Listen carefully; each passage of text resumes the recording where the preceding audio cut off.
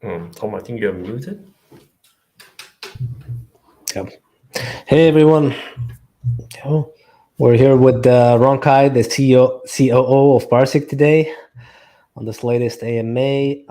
Hope you're all well and safe with all the geopolitical things going on in the world and the terrible situation in Ukraine. I personally have a few close friends there, so I really hope this finds a resolution soon.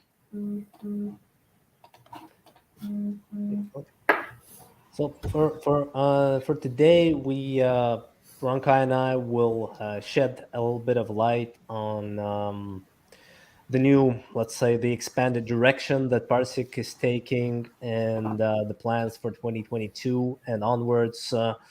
What we're changing, a lot of exciting new things coming up. So it's not just a change in a small change in the roadmap. This is much bigger. It's a bold new direction for us, and we believe it's the right path to take.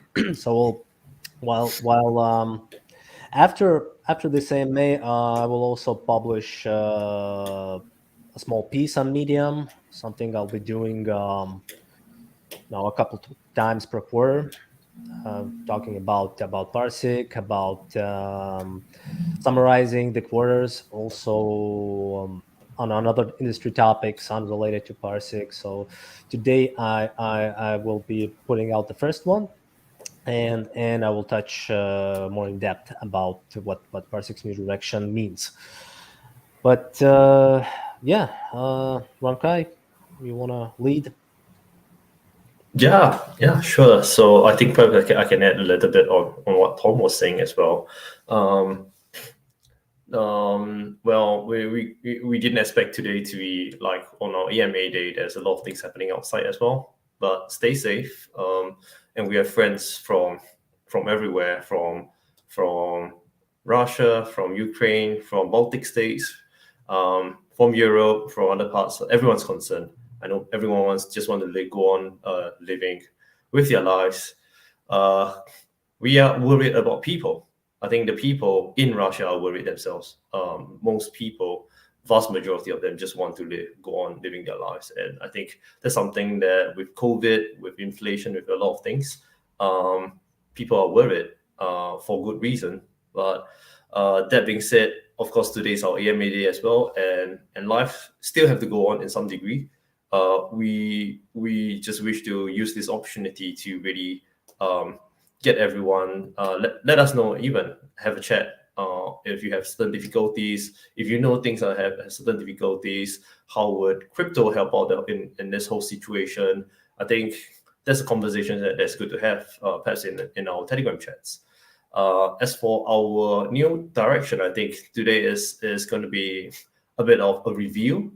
I think for those of you who have seen the news sharing at ETH Denver, that clip that was shared by ETH Denver, live streaming, they sort of screw up the live streaming a little bit, unfortunately, and they only managed to upload the later half of it.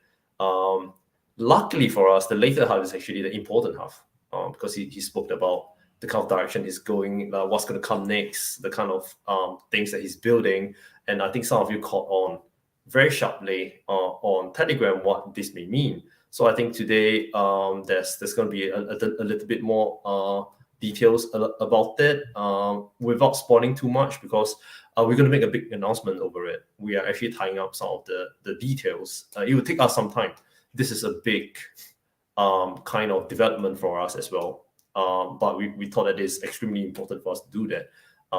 Tom, as he said, he has a CEO piece, his words, laying out why, laying out the what's, and I highly encourage you guys to read it with the details on it. Yeah. So we're not going to really reveal the details, because it's a transition process that will take a couple of months, and once we're ready, we will reveal everything. And it's just much more changes than just an updated roadmap or anything like this. We are taking a lot of new directions here. But to summarize, initially PARSIQ was built as a platform that anyone can build their own use case, build their own solution on. And this is both good and bad. The good is that it has so many use cases, and but the tricky part is that getting mass adoption for a platform in this space is not as easy. If you take a look at other platform type products, whether it's layer 1 blockchains, layer 2 blockchains, any kind of dApp platforms, usually these projects have to spend a lot of money, and talking like millions, tens of millions or more, to get people to build on them. So they're actually paying, incentivizing builders to get adoption. And I've looked at gaming platforms, gaming blockchains, other types of platforms, and a lot of them have very little developer activity. Not a lot of people building, because they either chose not to spend the budget to get all of them on board and pay everyone money to come and build. Compared to some of these, I think PARSIQ has done quite well, or organically. But with that being said, some of these platforms, what they did was they built like killer apps on their own platform, which were extremely popular and used. So I think in our case, it's the same. We are our own best client. We have spoken to a lot of big players, like one of the biggest exchanges in the world, one of the biggest dexes in the world, to governments and other players who, and always our existing platform, our existing technology covers 60-70% of their needs, but there's always that gap that they need for us to build customly. And that's the issue. We do a million things, but there's a lack of clear focus. So we decided we will be building products. Specifically, right now we're talking about one flagship product on top of our existing tech stack. The platform will still be there, and people can build on it. We will onboard the bigger enterprises by doing a little bit of custom work for them. But the main direction is the flagship product built on the PARSIQ tech stack, the PARSIQ platform. And that product will have a clear focus. So it will be targeting Web3 projects, Web3 companies. It will be very focused on protocols and dApps. So that means DeFi protocols, NFT dApps, any kind of decentralized blockchain applications. And will be tailor-made for all these protocols and dApps to use, as well as any third parties to use to get data from these protocols and dApps. So we'll be going deep into all these decentralized finance applications and NFT applications to get custom data that clients can access through our new APIs and our new tool sets. More details will be coming, but that's the main idea. But with that will come a lot of changes. There will be some rebranding. So this is not a pivot. This is like a logical expansion of PARSIQ's original vision. We're taking it a level further. So it will be something that no one will require any kind of additional work. They just come and they use. And for this, we will be working hard to onboard all the major protocols and dApps to use us, to become the industry standard for this, to be the fastest and the best way you can get protocol-specific and dApp-specific data. Other important things is we will also be doing a, let's say, B2C or consumer-facing version of this product. Think a little bit similar to Etherscan, but different type of functionality, so that anyone can come and they can look at the data of these DeFi protocols, of these decentralized applications. They can use that data. They can subscribe to PARSIQ triggers directly from this public-facing front end, and we think this will get a lot of retail adoption. That's just a small piece that I'm talking about. It's the vision is much bigger than this. And it will come with a different type of messaging, slightly tweaked branding, and it will have a much clearer focus and use cases. So I think this is the best way forward for us to get the adoption we want to get our goals.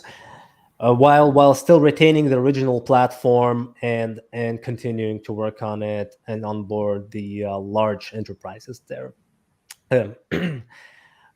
We will also be doing a mobile app, which will help us with network effects. So the general idea of the app is that it will be integrated with the aforementioned DeFi protocols and NFT applications. And on the other side, there will be B2C users who can subscribe to all kinds of events from these protocols and dApps that they are using specifically. And it actually opens up a lot of new possibilities that I've never seen anyone do in crypto in this industry.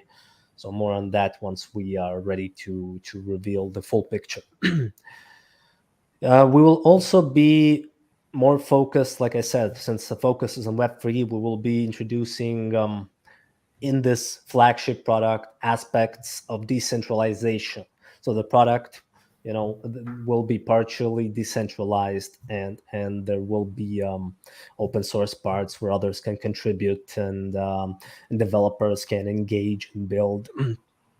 So we're going full Web3 mentality here. In addition, it will involve more, let's say, possibility for token holders to contribute, more, let's say, voting rights, more rights in general for token holders, and more incentives, some more utility for the token. And it's quite a lot that I've mentioned here. So I'm just gonna stop here and let Ronkai say a few words and then jump into the questions. Yeah, thank you so much, Tom. Tom has shared a very good overview of the kind of things that's happening behind the scenes, the kind of things that we are thinking of. We are building it, and it takes time. And I think he mentioned a little bit about the roadmaps. In his CEO piece today, I think we mentioned about it as well. I think I'll go straight to some of the things. The roadmap itself is one, of course.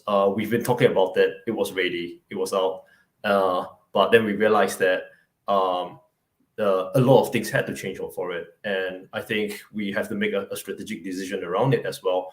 I think I mentioned before on Telegram that we want to do it once and we'll do it good, and that roadmap is not just for the communities, for everyone else, for those who have never heard about us before. So that roadmap will come together with the big announcements that we're going to make around our new not pivot, of course. It's like a new focus that we're going to go into.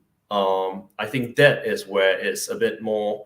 That's probably a better timing in terms of releasing a new roadmap.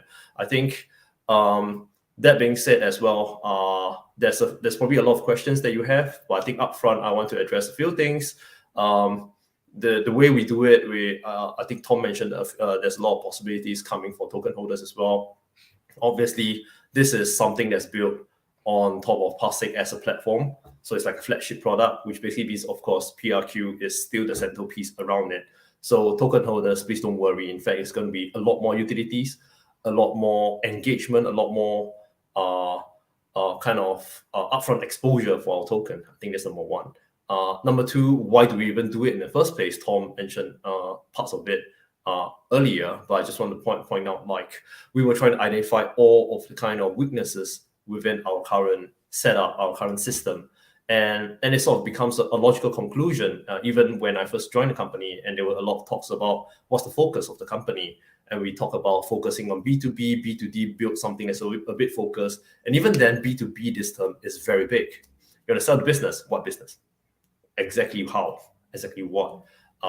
Who are our main sort of clients? And then as we go deeper into it, you can start to filter out. You want to go Web3. Okay, Web3, what does it mean?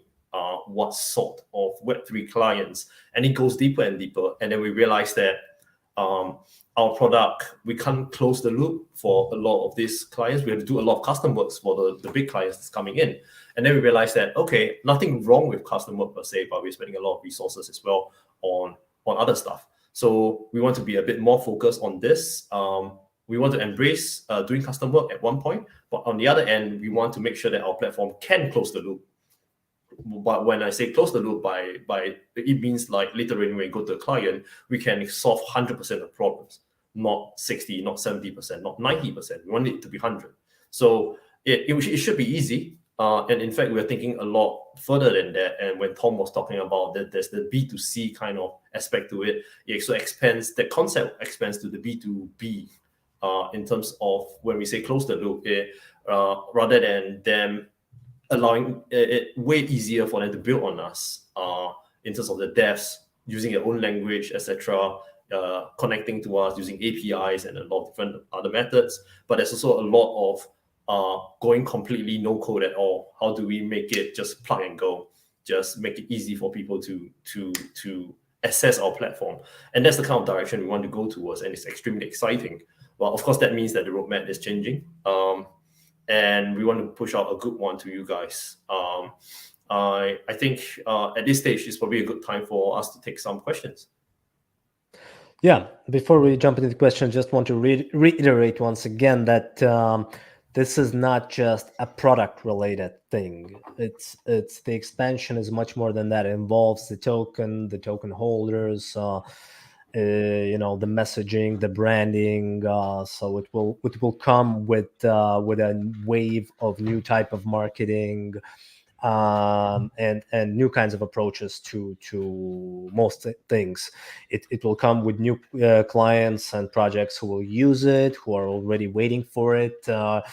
It will come with new exchange listings, by the way, two of which have been green lighted, really big ones. Not the biggest ones, again, but very big ones. One of them is like a top 3, top 5 exchange right now in terms of volume. And we will time it with this expansion. So lots to look forward to. Alrighty, let's get into it. Can you speak on the private beta program that PARSIQ took part with Rift Finance? Yeah, so it's the way Rift works is they provide this product for DAOs and project teams, because all of the DAOs and the project teams have some kind of token reserves of their own token, and they just sit idle. So what Rift offers is that the DAOs can deposit their token reserves into Rift Finance.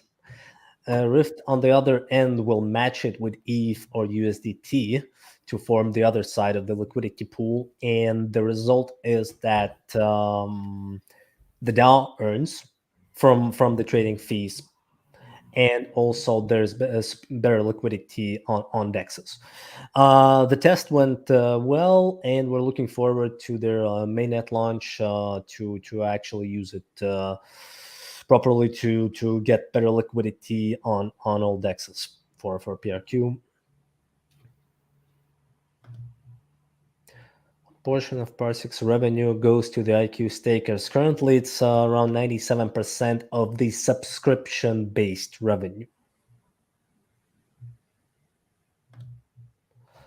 When can we expect to hear more about IQ NFT renting? Well, if you've been following IQ Protocol, we've announced like dozens and dozens and dozens of projects who are on board to integrate IQ Protocol, and their NFTs will be part of the IQ Protocol NFT rental marketplace, which is set. So it should be ready it will be ready in March. Might be some audits that may push it to beginning of April, end of March, April. You should see it live.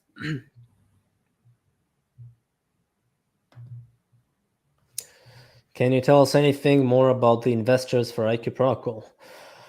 Yeah, well, we have a lot of investors in the private rounds, the fundraising rounds of the IQ Protocol. We're planning to announce them in about a week, so we'll hear more. But there are all kinds of folks there, very helpful investors, including angels, founders of some of the biggest projects out there.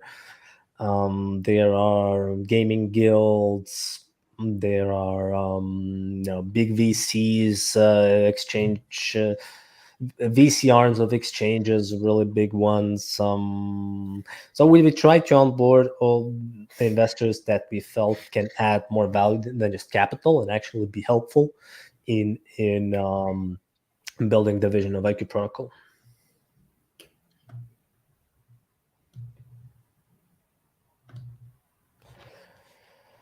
Ronkai, any news on any government clients that PARSIQ has been talking to?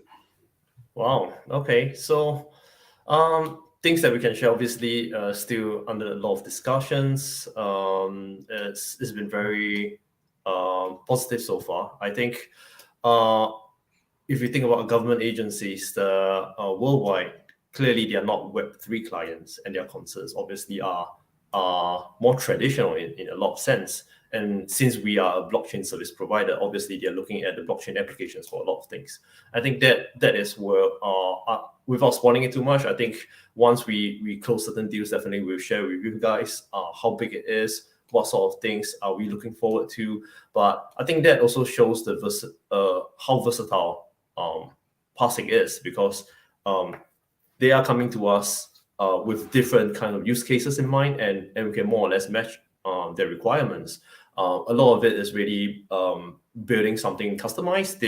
As government clients, they are big players, big paying customers, and we want to make sure that we give them exactly what they need. So it involves more custom work. It involves tailoring the kind of outputs that they want. They are not traditional Web3 kind of clients that we get. They are traditional in the traditional sense.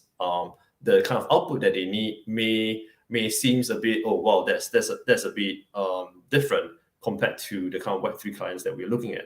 But that's the kind of angle that we're open to as well.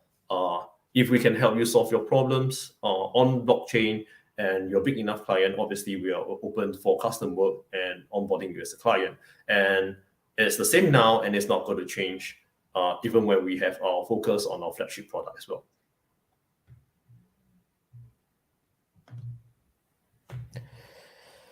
Market cap is 30 million. What is the burn rate of the company? Can you explain the PARSIQ plan in order to pay for the team members, just to keep PARSIQ on track? So burn rate varies. Obviously, it's in the hundreds of thousands per month, but it varies because one thing is costs that we can estimate, like payroll and cloud servers, so on and so forth. But there are costs that are not recurring, which is marketing costs. It's costs. Exchange listing costs, and so on, so forth. We have enough runway to sustain for multiple years, even, and during that time we hope to get some decent revenue. And I mean, in worst case scenario, we can always raise more. There's a pretty huge interest from both crypto and traditional VCs in PARSIQ. I have a couple of non-crypto native VCs reaching out to me every week to learn more because they're interested. But I don't think there's a need. I mean, we have reserves, we have a treasury that we're managing, and some income comes from that.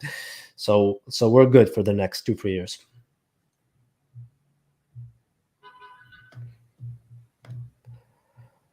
Regarding PRQBoost, the token is practically zero liquidity and not tradable.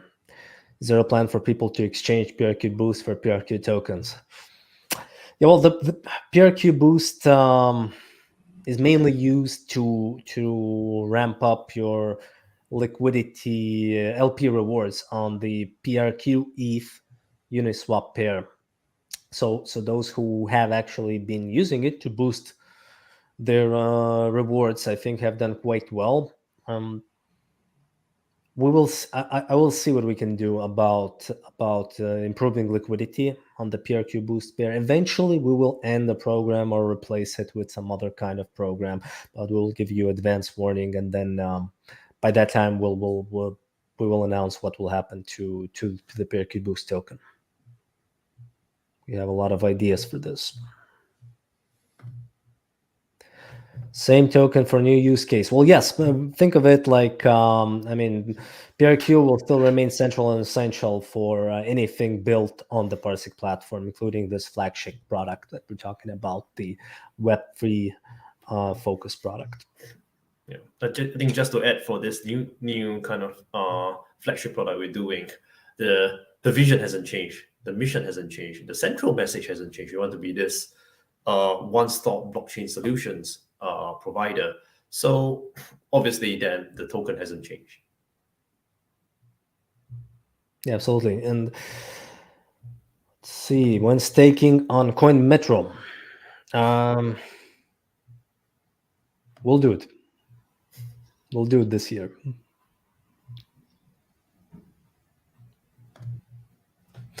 What will happen with the automation part of PARSIQ? Smart triggers and reverse triggers providing the IFTTT bridge between real world and blockchains. So this Web 2 to Web 3 connections, it's not going anywhere. And the PARSIQ platform itself will remain. We'll go ahead with the triggers. This is not changing, but like I said, this focused product will take the best parts from the PARSIQ platform, like the triggers, the data, the historical data from the retrospective triggers concept, and make it into a focused thing that solves real problems and use cases for Web3 builders, like applications and dApps and protocols. So it's a sort of an evolution. The concepts are not going anywhere.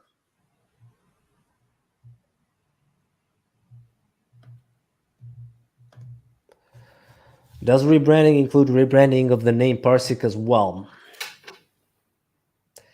Well, I mean, the rebranding is still an ongoing process. We haven't settled on most of the things yet. It's a work in progress, but I think we will be keeping PARSIQ as the main brand, the main technology stack, the main platform upon which great applications, data stream applications are built. Perhaps I can add to this as well. I think there's a lot of ways for us we want to go about doing it, and we need to discuss about it. In fact, I'm flying into Thailand next month to go through a lot of strategic issues with Tom, with Alan, with the guys in office. Rebranding, when we mentioned about rebranding, is really focused on the new product. What do we call it? The flagship product. Is it something related to PARSIQ something, or is it a completely new name? That is the kind of key questions we want to ask. I think PARSIQ itself, PARSIQ.net, and we have a name for ourselves, and I don't think it makes any sense for us to abandon it in any meaningful sense. I think what it might mean is really having something powered by PARSIQ or along those lines. It doesn't change the name of our token, PRQ, and it doesn't change a lot of things. Exactly how it will turn out, it depends a lot on how we discuss it and the kind of data that we get down the road. So, and of course, we announce it when the company comes to the decision and we have done the preparational work, and then we can tell you guys. And PARSIQ is still the main, the core technology upon which these things are built. So PARSIQ, we have plans to expand into doing the PARSIQ labs, which will do developer grants for people using the PARSIQ technology, maybe some ecosystem fund investments, and other types of initiatives to foster the PARSIQ ecosystem.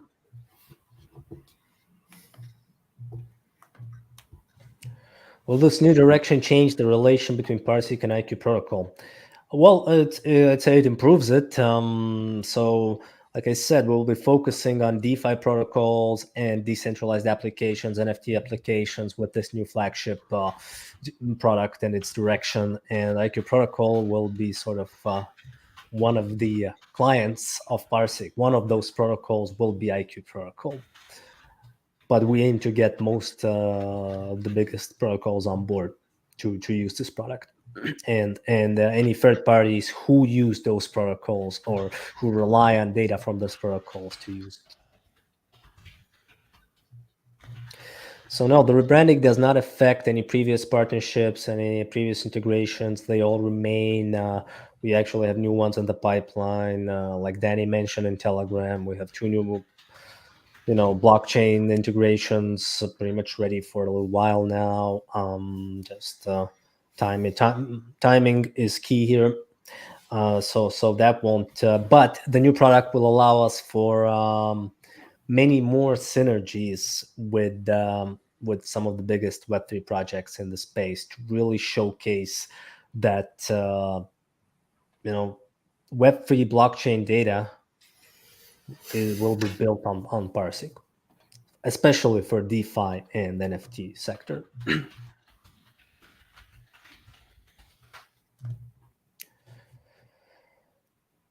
This change was needed. What was the pivotal moment you realized this change was needed?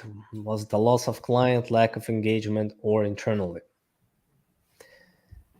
Yeah, well, I'd say it's a mix of different things. I guess growth rate, while PARSIQ is always growing in terms of user numbers but we didn't get this type of explosive growth in the last 3 to 5 months. So the growth has been slower, and the reason again is that we've not managed to service some of the biggest projects in the space because our tech covers like 60-70% of what they want. And I'm talking like top tier blockchain VCs, like the biggest DEX, the biggest centralized exchange in the space, and clients of this size. And this is I've also been studying other platforms which allow you to build things on them, and other than Ethereum and maybe a few others, no one has been able to get adoption without pouring like tens or hundreds of millions into incentivization, basically paying people to build on them. So this is why this change or this expansion came to be. We decided that who better to build the perfect product, problem solving, value adding product for the space, both retail and for the projects the team's building, than ourselves. And IQ Protocol is great because we know exactly, by building IQ Protocol, we know what kind of challenges DeFi builders, those who build DeFi protocols, DeFi applications face, and how we would like to see it built to solve these problems. And that's what the new product will be about. Perhaps I can add to this as well. I think us being our best clients has always been the case, and when we talk about network effects in previous engagements, is way more than using the tech from each other, tapping onto a bigger pool of clients and etc. Is a lot of what Tom said about learning from experiences of both sides. So I think even internally, it is something that we've discussed. On BD side, when they talk to clients and they realize that what they need and versus what we can do, the product team and the tech teams, when they look at it and they say that, hey, what's limiting us? What's the kind of angle that we want to go for? And then strategically, from the various parts of the company, and we look at it and we realize that, okay, if we go down to the lowest denominator, what are the one or the few choke points? And that's where we have this renewed focus coming in. We realize that this is the direction we want to go for. There's something that I shared with the company as well, that I had when I first joined the company. I think in my second call with Alan, I was mentioning to him that one of the greatest challenges for CTOs of startups is that when they're first building a new product, whatever they built beforehand is great. It's good enough. But then when they reach a kind of growth phase, then they realize that there are, like, what they built previously is limiting the growth. And therefore, they have to make certain decisions around it. It goes from just sticking to it and then building on top of it. And then there's different kind of it's a spectrum of decisions, actually, all the way to the extreme end where they actually have to break down the whole thing and do from scratch. We are not breaking down the whole thing. I think, as what Tom was saying, our platform is still there. We're using the technology, but we are probably somewhere in the middle where there's a renewed focus. We've found the kind of sweet spot we're going to go for, and based on our experiences, and how the Web3 market is going right now, the kind of needs that's out there, it's also very different from even just 1.5 years ago. And back then, the number of competitors or number of other kind of projects coming in is very different from the current market right now. And obviously, we need to respond to the times, and we need to ideally walk in front rather than chasing it.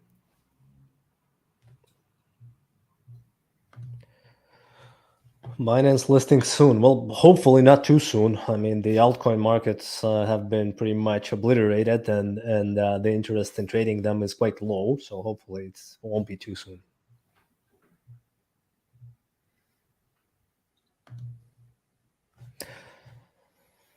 When will we see either automation or transparency about what comes in and what's being paid out? Well, actually, the new flagship product is something that that pretty much ties in well with what you're describing, since it will be in part have aspects of decentralization, and there you will have live usage and more involvement, more information about the token utility for holders, and more ability to participate in decisions, and much more. So it's not a complete rebrand. We just discussed this. It's a PARSIQ brand will remain. It will always remain the the original tech stack, the technology platform for building on blockchain data streams. So it's not a complete rebrand. It's more of a focused approach. With more focused messaging towards Web3 and DeFi NFT space. And yeah, hopefully it will bring a little more interest and excitement as well.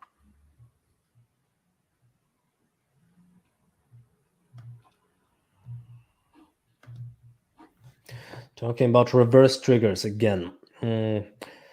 Yeah, well, it's still on the roadmap with the no exact ETA, but for the new flagship product, it actually fits really well there. So stay tuned when we release more details about the whole new expansion.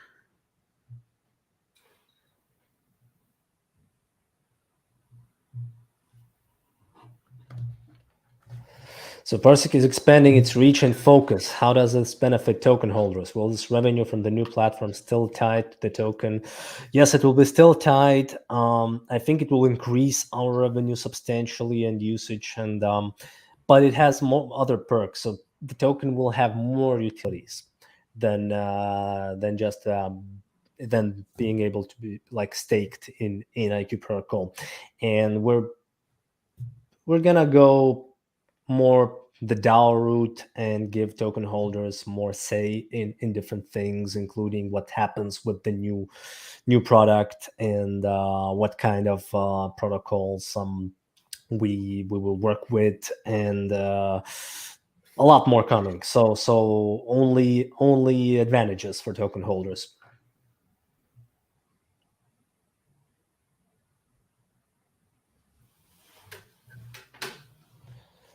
PARSIQ have also said you invest in VC rounds and startups. Could, in theory, a percentage profits of this be distributed to token holders?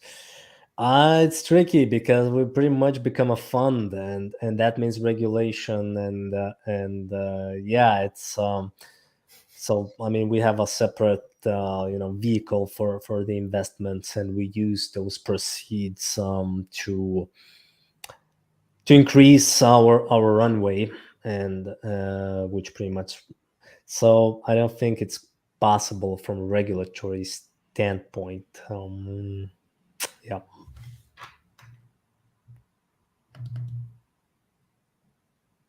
Okay, I think we ran out of questions. So, any closing? Okay, we have a new one. Is there an approximate timeline for the flagship project? Wow, actually, that's something I want to know as well. But I think, long story short, we have a timeline, but there's no dates on it. The idea is that everything is going to be guided by the minimum viable product MVP that's going to come out. Right now, the tech team and product team are really discussing about it, and that date should come out soon. At least internally, we'll find out.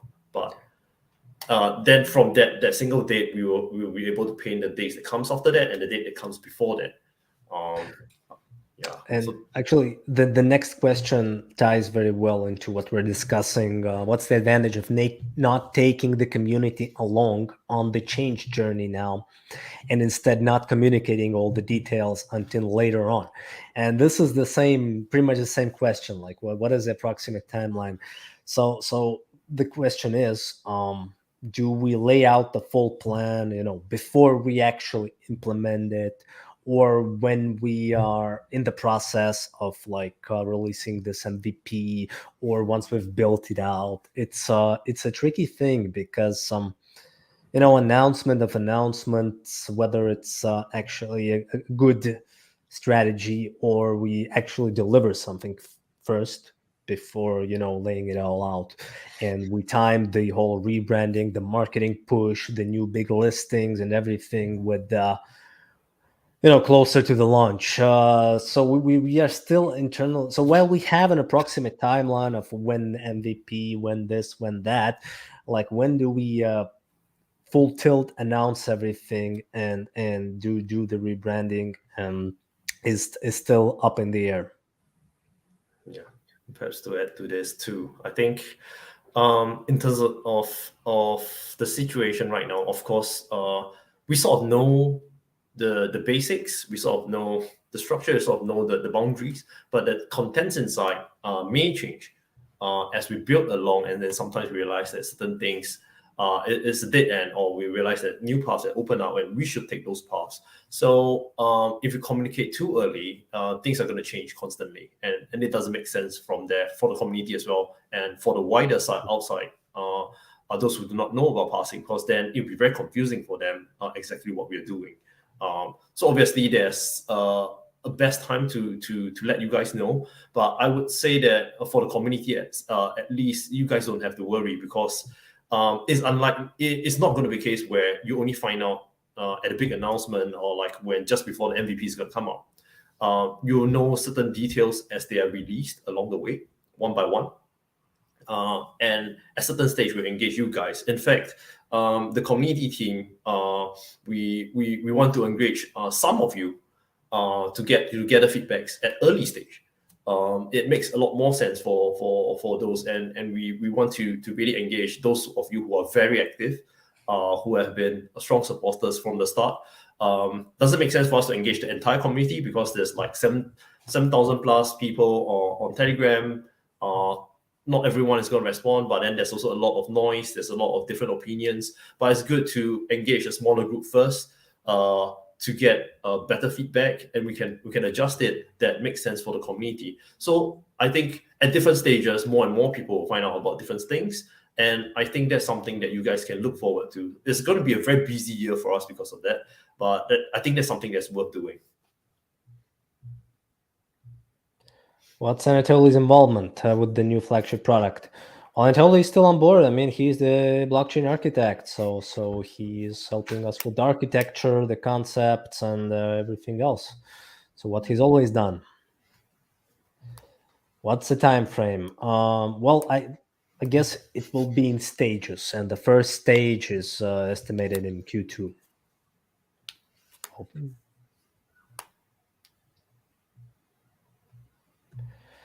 So Ncase is not a priority. So it's less of a priority than the new direction, the expansion that we're taking.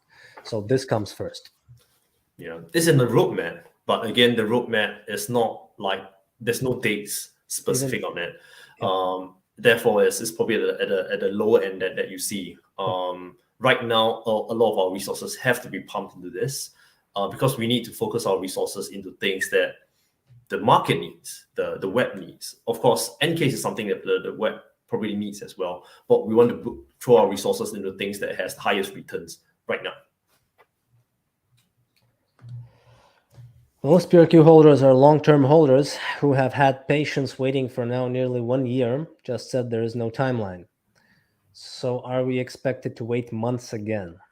Well, you'd have to clarify what have you been waiting for nearly 1 year, and what you are expected to wait for months again. I'm not quite clear. If you mean product, I mean we had a product for a long while, and users, we've had those. Yeah, I'm not sure exactly what you're waiting for. If you're waiting for news, there will be news.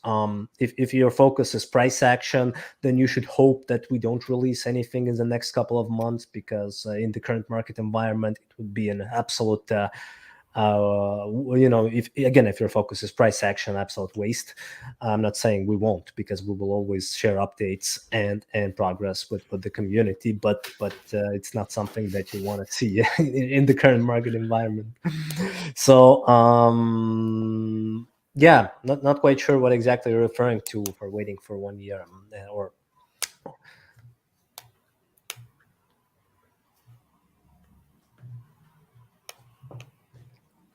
I can imagine it's hard to find good developers right now. To what extent does that affect product development? Well, we've managed to find good ones. We're always in search. Of course, that affects product development. But we've made some changes internally. Shifted some focuses, and I think we're doing pretty well now. But we will be continuing to expand the engineering team.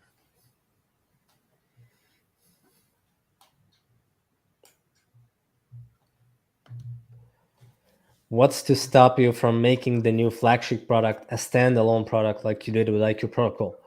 Well, IQ Protocol is it's a completely new product. What we're talking about is a data product built upon the PARSIQ technology.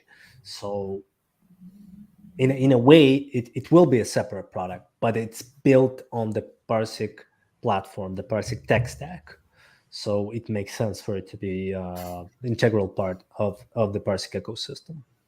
Yeah, I think the thing about IQ Protocol as well is that its use case in even vision is very different from PARSIQ as a kind of blockchain data service provider. So it makes sense for IQ to have its own token, to be standalone in that sense.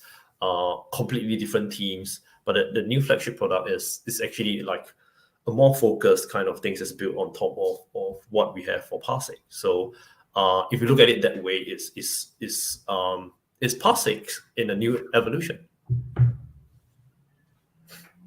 Yeah. So in to sum it up, pretty exciting times ahead, at least for us, hopefully for the community as well, because we're expanding the vision. All the original parts that made you be part of this project, part of this community, will remain, and we are also adding new functionality, new utility to both the token and the technology, and being laser focused on the Web3 sector.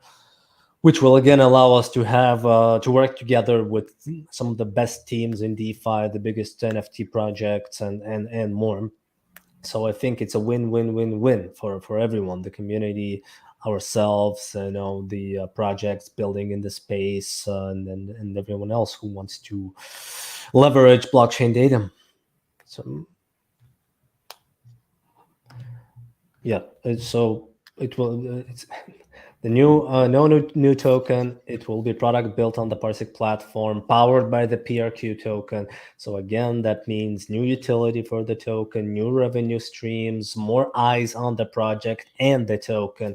The rebranding, the new direction. It will coincide with big exchange listings that have already been greenlighted, and new approaches to social media and marketing. It's a lot of work. It's a lot of work, but that's crypto. It moves so fast. You have to be on your toes and be ready to move with the industry. So hope you will be joining us on this journey. 2022 will be a big year for PARSIQ. We want to thank the community for supporting us for so long, and looking forward to growing the community at a very fast pace. Yep, I think we're out of questions, so we can wrap this one up. We have other things coming up today. The IQ Protocol roadmap separately will be released soon, and my first CEO letters publication on Medium will come out today as well. So check it out if you have the time. And thanks for joining this AMA, and stay safe out there. All right, thank you guys. I'll be see you around.